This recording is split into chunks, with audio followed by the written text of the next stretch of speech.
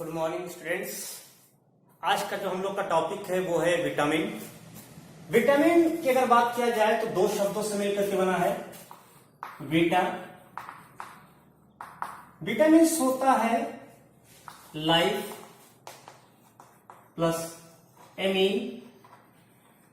Amine means होता है essential. Means कह सकते हैं इसेंशियल फॉर लाइफ। लाइफ यानी जीवन के लिए आवश्यक।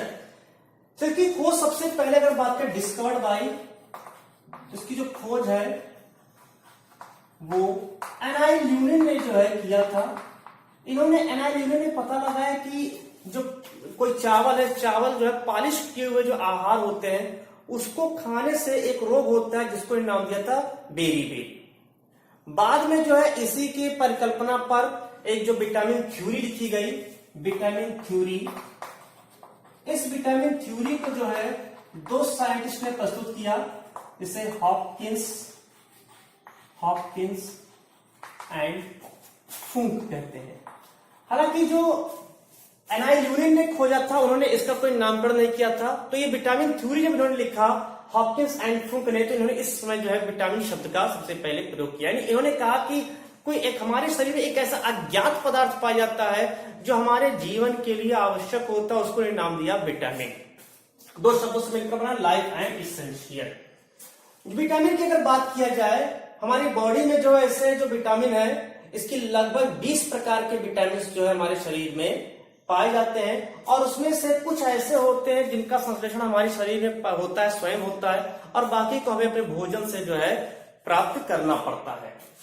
तो उसमें से जो है जो विटामिन डी है, विटामिन डी, और दूसरा जो नियासिन होता है, ये नियासिन जो होता है ये विटामिन बी कॉम्प्लेक्स का सदस्य होता है, विटामिन बी कॉम्प्लेक्स का सदस्य है।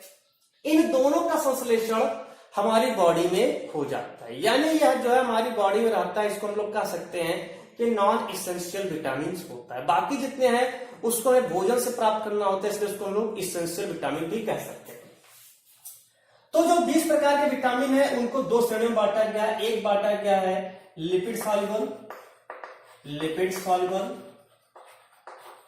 और एक होता है वाटर सॉल्युबल। जो लिपिड सॉल्युबल होते हैं इसमें ए, डी, ई, के को रखा गया, जबकि इसमें जो है विटामिन बी कॉम्प्लेक्स एंड सी को रखा गया। इसमें विटामिन ए, डी कॉम्प्लेक्स, ई, के को रखा गया। इसमें विटामिन बी कॉम्प्लेक्स और सी को यहां पर जो है रखा गया। जो लिपिड सॉल्युबल होता है ये वसा में घुलनशील होने के कारण इसका हमें अपने भोजन में डेली लेना आवश्यक नहीं होता है। यानी अगर भोजन उपस्थित है शरीर में तो इसकी खपत काफी दिनों तक हो सकती है। लेकिन जो जल में घुलनशील विटामिन होता है जैसे विटामिन बी और विटामिन सी, इसको हमें अपने भोजन में डेली लेना अनिवार्य होता है। तो एक एक के बारे में यहां पर समझेंगे। सबसे पहले जानते हैं जो लिपिड सॉल्युबल है इसमें विटामिन ए। देखिए जो विटामिन ए होता है इसको रेटिनॉल कहते हैं। इसका जो रासायनिक नाम होता है वो रेटिनॉल होता है विटामिन ए का। विटामिन ए जो होता है यह हमारे शरीर में जो हमारे जैसे आंख है, नेत्र है, इस नेत्र में जो है एक होता है रेटिनिन। तो उस रेटिनिन जिसको हम लोग विजुअल पर्पल भी कहते हैं, विजुअल पर्पल, जो दिखाई पड़ने के लिए जो दृश्य होते हैं, दृश्य जो भाग होता है जहां पर जो फोकस होता है और वहां से हमको कोई चीज दिखाई पड़ता है, तो उस रेटिनिन के निर्माण के लिए विटामिन ए जो है काफी आवश्यक होता है। और ये जो प्रेजेंट होता है ये पाया जाता है रेटिनॉल जो है, जो जैसे जितने भी नारंगी फल है, जैसे संतरा है, ठीक है, नारंगी है, इन सभी फलों में जो है, या गाजर है, उन सभी फलों में जो है ये विटामिन ए उपस्थित होता है। कभी कभी क्या होता है इसकी डिफिशियंसी हो जाती है, कुछ कमी हो जाती है। विटामिन ए की शरीर में अगर मान लेते हैं कमी हो जा रही है तो रेटिनिन नहीं बन पाता है, जिसके कारण जो होता है जो व्यक्ति होता है उस व्यक्ति को रात में कुछ कम दिखाई पड़ता है, जिसको नाइट ब्लाइंडनेस कहते हैं, यानी कि रतौंधी रोग के नाम से भी जानते हैं। इसके अलावा कभी कभी क्या होता है जो कॉर्निया होता है उस कॉर्निया में शल्की भवन आ जाता है, काफी जो शल्क जमा हो जाते हैं, तो कॉर्निया का शल्की भवन हो जाता है, जिसको जो कहते हैं जीरोथैल्मिया रोग के नाम से उसको जो है जानते हैं। तो इस तरह से इसकी कमी से होता है और ये जो जितने भी नारंगी फल होते हैं उन सभी में ये उपस्थित होता है। Vitamin A. दूसरा जो होता है बड़ा इंपॉर्टेंट है विटामिन डी। विटामिन डी, देखिए जो विटामिन डी होता है इसको हम लोग विटामिन डी कॉम्प्लेक्स कहते हैं। क्यों कहते हैं? दो प्रकार का होता है। एक होता है कोलीकैल्सिफेरॉल, कोलीकैल्सिफेरॉल जिसको कहते हैं विटामिन D3, और एक होता है अर्गो कैल्सिफेरॉल जिसको कहते हैं विटामिन D2। जो विटामिन D3 होता है, विटामिन D3, इसका संश्लेषण हमारी बॉडी में हो जाते हैं। कहा जाता है कि सूर्य के प्रकाश से जो है विटामिन डी मिलता है। ऐसा नहीं, सूर्य के प्रकाश में सिर्फ संश्लेषित होता है। कैसे होता है वो देखेंगे, पूरी प्रक्रिया यहां पर देखेंगे। सबसे पहले जैसे विटामिन D3, इसका संश्लेषण हमारी बॉडी में होता है। कैसे होता है? जैसे सनलाइट है, ये सनलाइट जैसे पड़ता है कहां पर? हमारे त्वचा पर, तो हमारे त्वचा में एक जो पदार्थ बन जाते हैं, जैसे त्वचा में सनलाइट की जो अल्ट्रावायलेट रेज होती है, जब ये रेज यहां पर जो है, जो अल्ट्रावायलेट रेज है, जब ये यहां पर स्किन से टकराती है तो हमारे स्किन में, त्वचा कोशिकाओं में एक पदार्थ बनता है जिसको कहते हैं 7-डिहाइड्रो कोलेस्ट्रॉल। कोलेस्ट्रॉल, ये जो 7-डिहाइड्रो कोलेस्ट्रॉल होता है इसको हम लोग कहते हैं प्रोविटामिन। यानी कि अभी विटामिन बना नहीं है विटामिन D3, अभी प्रोविटामिन बना है। अब ये 7-डिहाइड्रो कोलेस्ट्रॉल जो होता है, 7-डिहाइड्रो कोलेस्ट्रॉल जो होता है, कोलेस्ट्रॉल, ये यहां से स्किन में बना है। कहां पर बना है? स्किन में बना है, स्किन सेल में। तो ये यहां से स्किन से जो निकल करके ये चला जाता है ब्लड में, ये चला जाता है ब्लड में। अब इस ब्लड से जो है, जो ब्लड है, इस ब्लड में जब पहुंचता है तो इस ब्लड से 7-डिहाइड्रो कोलेस्ट्रॉल को ग्रहण कौन कर लेता है? लीवर सेल ग्रहण कर लेता है, लीवर की कोशिकाएं ग्रहण कर लेती है और इसी को कन्वर्ट कर देती है। ये जो 7-डिहाइड्रो कोलेस्ट्रॉल है इसको कन्वर्ट कर देती है और ये कन्वर्ट कर देती है 25-हाइड्रॉक्सी कोलीकैल्सिफेरॉल में कन्वर्ट कर देती है। और फिर इसको लीवर सेल क्या करती है? इसको फिर वापस छोड़ देती है कहां पर? ब्लड में। अब फिर इस ब्लड से इसको ले लेती है, कौन से ले लेती है? ये ले लेता है जो हमारा नेफ्रॉन होता है, उस नेफ्रॉन का जो है, जो प्रॉक्सिमल कन्वॉल्यूटेड ट्यूब्यूल्स होता है, समीपस्थ कुंडलित नलिका होती है, फिर इसको ब्लड में से ले करके और इसको 125-डाईहाइड्रॉक्सी कोलीकैल्सिफेरॉल में इसको कन्वर्ट करके और फिर वापस इसको ब्लड में जो है भेज देती है। और तब जाकर के ये जो होता है, इसी को हम लोग विटामिन D3 का एक्टिव फॉर्म कहते हैं, सक्रिय रूप कहते हैं। तो एक बार फिर से इसको देख लेंगे कैसे बनता है। जैसे सनलाइट हमारी बॉडी पर पड़ता है तो जो स्किन होता है, उस स्किन की कोशिका में सबसे पहले जो है 7-डिहाइड्रो कोलेस्ट्रॉल बनता है, फिर वहां से चला जाता है ब्लड में। फिर ब्लड से यकृत कोशिका को ग्रहण करती है और उसको कन्वर्ट कर देती है 25-हाइड्रॉक्सी कोलीकैल्सिफेरॉल में, फिर ब्लड में भेज देती है। फिर ब्लड से जो है नेफ्रॉन की समीपस्थ कुंडलित नलिका उसको ग्रहण करती है और उसको 125-डाईहाइड्रॉक्सी कोलीकैल्सिफेरॉल में कन्वर्ट करती है, और जिससे हम लोग विटामिन D3 का सक्रिय रूप करते हैं। इस तरह से हमारे रुधिर में विटामिन डी पहुंच जाता है। बाकी जो अर्गोकैल्सिफेरॉल होता है, ये अर्गोकैल्सिफेरॉल की जो संश्लेषण होता है, ये ईस्ट कोशिकाओं के द्वारा इसका संश्लेषण होता है। ईस्ट कोशिकाओं के अंदर जो अर्गोकैल्सिफेरॉल का संश्लेषण होता है। तो ये जो था विटामिन डी। विटामिन डी की अगर बात किया जाए तो बस इसमें और है कि विटामिन डी जो होता है उसकी बात किया जाए तो विटामिन डी की अगर डिफिशियंसी हो जाए, आई होप ये हो गया होगा। अगर विटामिन डी की डिफिशियंसी हो जाए, मान लेते कमी हो जा रही है विटामिन डी की, तो ये करता क्या है, जो इसका मुख्य कार्य होता है, ये हमारे हड्डियों को, एक चीज और ध्यान देना है, तो ये जो है अभी इस वर्ष जो है 2000 जो भी पिछला हुआ है 19 में जो टेस्ट हुआ था, उस टीटी में एक क्वेश्चन पूछा गया था कि ऐसा कौन सा विटामिन है जो हार्मोन भी है। तो ये विटामिन डी जो होता है वो हार्मोन की तरह कार्य करता है, ध्यान रहे। तो ये करता क्या है, जो विटामिन डी होता है ये हमारे शरीर पहुंच करके हमारे अस्थियों आदि या दांतों आदि के निर्माण में सहायक होता है, हमारे पेशियों को दृढ़ता प्रदान करता है। तो अगर इसकी कमी हो जाता है तो क्या होता है कि जो हमारी हड्डियां होती है, अस्थियां होती हैं, वो वहां पर भंगुर होने लगती हैं, तो जिसको कहते हैं ऑस्टियोमैलेशिया,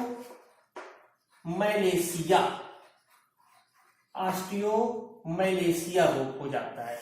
अस्थि भंगुर, अस्थियां जो है धीरे धीरे काफी कमजोर हो जाती है। इसके अलावा छोटे बच्चों में अगर बात करें तो छोटे बच्चों में सूखा रोग हो जाता है, जिसको रिकेट्स के नाम से जानते हैं। तो वहां पर सूखा रोग होता है अगर इसकी विटामिन डी की कमी हो जाए।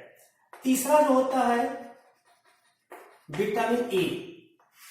विटामिन ई जो होता है इसको जो है हम लोग यहाँ पर जो विटामिन है इसको टोकोफेरॉल के नाम से जानते हैं। जो टोकोफेरॉल होता है ये विटामिन ई, इसको एक और नाम से जानते हैं, इसको जो है एंटी स्टेरिलिटी विटामिन के नाम से भी जानते हैं।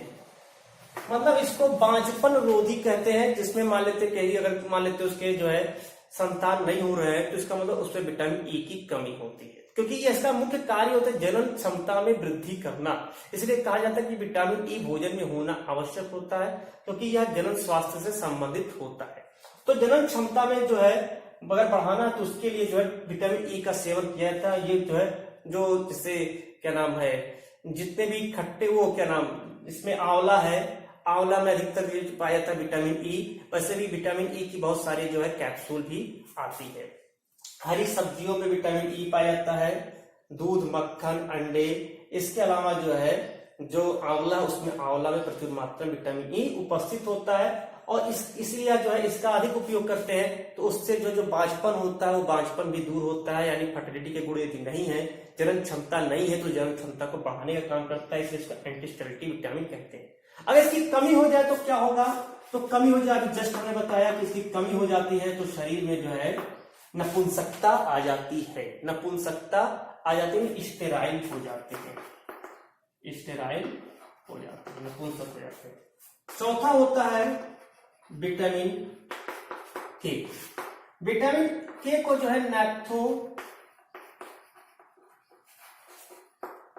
कहते हैं, नैप्थोक्विनोन कहते हैं, विटामिन के को नैप्थोक्विनोन कहते हैं। यह जो है रुधिर स्राव को जो है कम करने का जो मुख्य कार्य करता है। विटामिन के जो होता है इसका मुख्य कार्य होता है कि हमारे शरीर में कोई चोट लग जाए तो वहां पर बड़ी तेजी से अधिक मात्रा में जल्दी से फाइब्रिन का निर्माण करे, और ये फाइब्रिन जो है पूरा जो है वो करके एक थक्का जमा दे ब्लड का, और ब्लड को जमने से रोक देता है। अगर मान लेते इसकी डिफिशियंसी हो जाए, शरीर में इसकी कमी हो जाए तो क्या होगा, तो यहाँ पर ब्लीडर्स डिजीज हो जाता है, मतलब कि अधिक मात्रा में रुधिर का जो है स्राव होने लगता है।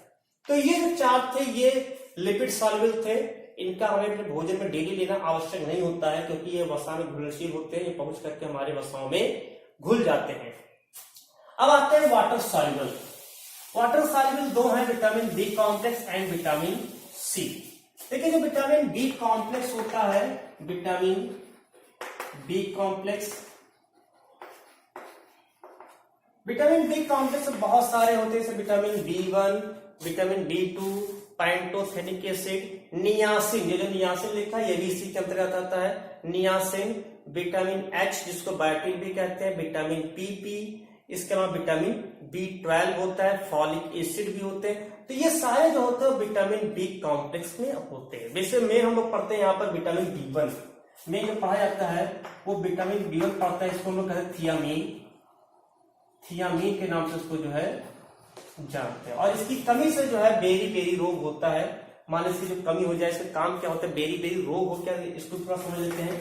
अति डिफिशियंसी हो जाए तो इसमें क्या है कि बेरी बेरी रोग होता है। बेरी बेरी रोग है क्या, इसको थोड़ा समझेंगे।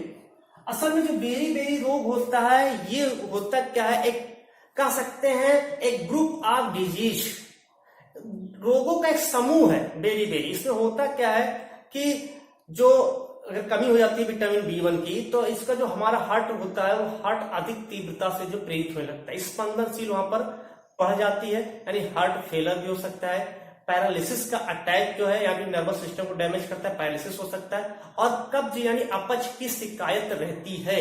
तो इन सबके समूह को ही कहते हैं बेरी बेरी रोग। विटामिन बी जो B1 होता है इसमें होता है, तो इसमें जो होता है क्या है, इसी की सबसे पहले खोज हुई थी। इसी में माना गया जो चावल होते हैं उस चावल आयतित जो चावल होते हैं उस चावल में पॉलिश जो अगर ये चावल है तो उसको खाने से संभवतः विटामिन B1 यानी कि ये बेरी बेरी रोग होने की संभावना बढ़ जाती है।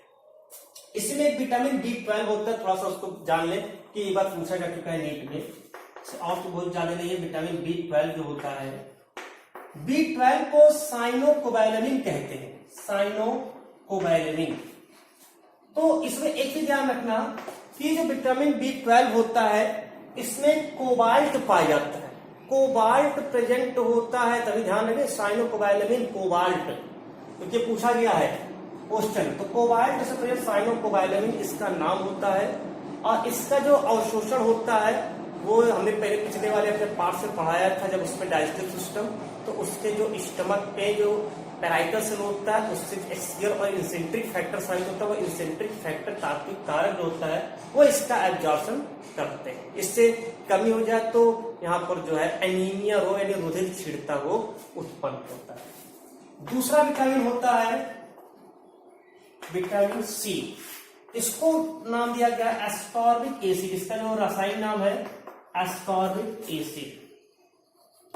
जो एस्कॉर्बिक एसिड होता है ये हमें जितने भी खट्टे वाले पदार्थ होते हैं उससे विटामिन सी प्राप्त होता है, नींबू है, संतरा है, जितने भी खट्टे पदार्थ, टमाटर है, उससे जो है एस्कॉर्बिक एसिड प्राप्त होता है। इसका मुख्य कार्य होता है ये हमारे जो पेशियां, उस पेशियों की मरम्मत करने का कार्य करता है। तो इसकी अगर कमी हो जाती तो होता क्या है कि पेशियों की मरम्मत नहीं हो पाती सही से, जिससे कि जो घाव होता है वो घाव ठीक नहीं हो पाता है, और उसको कहते हैं स्कर्वी रोग। तो उससे जो एक रोग हो जाता है जिसे कहते हैं स्कर्वी रोग। तो ये इतने प्रकार के विटामिन है। विटामिन मतलब life essential and essential for life, जीवन के लिए आवश्यक होता है। सबसे पहले एनाइलूनी ने खोजा था, लेकिन इसका जो नामकरण है वो हॉपकिंस एंड फुंक के विटामिन थ्योरी के अकॉर्डिंग फुंक ने सबसे पहले इसका नामकरण किए थे। विटामिन डी और जो नियासिन होता है, विटामिन बी कॉम्प्लेक्स का सदस्य है नियासिन, ये दोनों का सर्कुलेशन हमारी बॉडी में होता है, बाकी को हमें भोजन से ही प्राप्त करना होता है। दो प्रकार के विटामिन है, lipid soluble and water soluble. Lipid soluble में A, D, E, K होते हैं, और वाटर सॉल्युबल में विटामिन B, C होता है। लिपिड सॉल्युबल को हमारे भोजन में डेली होना आवश्यक नहीं, जबकि वाटर सॉल्युबल का डेली हमारे भोजन में होना आवश्यक, क्योंकि इसकी अधिक मात्रा यूरिन के साथ निकल जाती है। जल में घुलनशील होने के कारण ये यूरिन के साथ अधिक मात्रा में निकल जाती है। तो ये पूरा जो टॉपिक था वो विटामिन था। धन्यवाद।